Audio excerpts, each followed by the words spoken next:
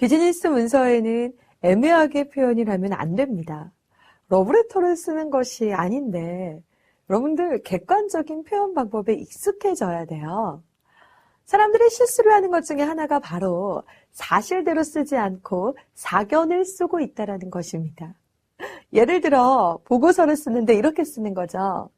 1년간의 신규 고객이 작년보다 20%나 상승했다. 이런 상승세가 계속되며 내년에는 확실히 30% 상승을 기대할 수 있다. 여러분, 이 글을 보고 어떠한 느낌이 드세요? 어떻게 보면 객관적이라는 느낌이 들 수도 있지만 부적절한 표현이 있어서 문장 전체는 쿨하다고 볼 수가 없습니다. 우선 20%가 상승이 되었다고 하지만 이것은 사람에 따라 많을 수도 작을 수도 있다는 거예요. 또한 이 확실이라는 이 표현 자체가요. 객관적이기보다는요. 주관적인 느낌의 단어라는 거죠. 그리고 30%의 상승은 기대일 뿐입니다. 자, 이렇게 바꿔보세요. 1년간의 신규 고객이 작년보다 20% 상승했다. 이런 상승세가 계속되며 내년에는 30% 상승을 전망할 수 있다. 이것이 훨씬 더 적당하다라는 거죠. 비즈니스 문서에는 가급적 개인의 감정이 개입된 문장을 쓰지 않는 것이 좋습니다. 뭐뭐일 것이다, 뭐뭐일 리가 절대 없다 등과 같은 이런 표현을 가급적 삼가해야 합니다. 업무에 쓰이는 문서는 특별한 문장 기술이 필요하지는 않아요. 실은 읽는 사람이 읽기 편하게 쓰는 것이 포인트입니다. 그렇게 하기 위해서는요, 짧고 간단하게 표현하는 것에 여러분은 익숙해져야 합니다. 문장을 길게 쓰지 말고요, 최대한 이 한 문장 안에 40글자로 간추려 보는 것이 필요해요. 괜히 이것저것 포함해서 말하다 보면은요, 초점이 없는 글이 되기 십상입니다. 예를 들어서 불편한 문장은 이런 거죠. 한번 들어보세요.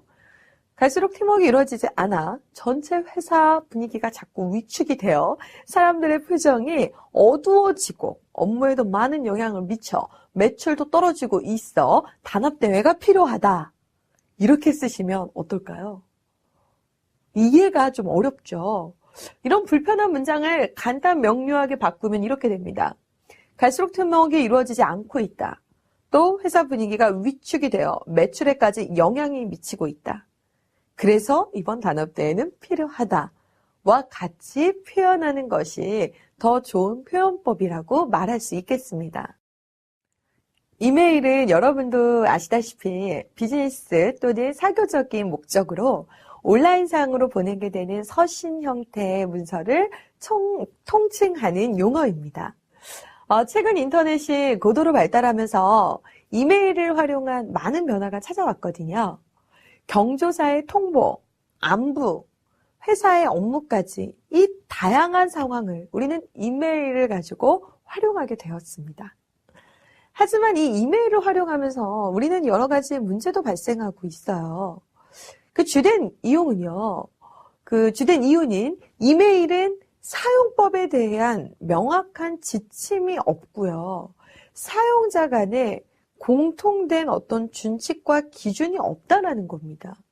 이 때문에 오해와 오독이 발생하고요. 명예훼손과 감정이 상하기도 합니다. 흔히 이메일하면 여러분 비격식적이란 인식이 많아서요. 이모티콘이나 일반 문서에서 볼 수 있는 것처럼 언어 표현을 활용합니다.